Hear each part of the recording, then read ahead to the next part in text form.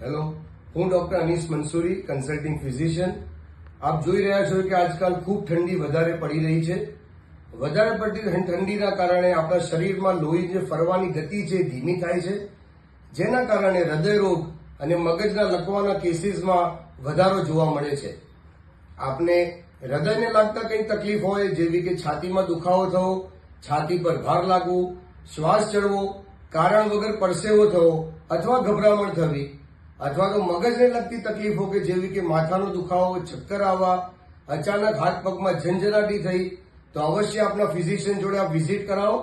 અને જો આપણે ડાયાબિટીસ છે, હાઇપરટેન્શન છે, હૃદય રોગની તકલીફ છે અને આપની કોઈ દવા ચાલી રહી છે, તો આ ઠંડીની અંદર દવા બિલકુલ બંધ ના કરતા નિયમિતપણે દવા લેજો અને અચૂક આપના ફિઝિશિયન જોડે નિયમિત વિઝિટ કરાવજો. અને આ કેસમાં આપને કંઈ મૂંઝવણ કે પ્રશ્ન હોય તો વિડીયોના એન્ડમાં આપેલ નંબર પર અમારો સંપર્ક કરજો. Thank you.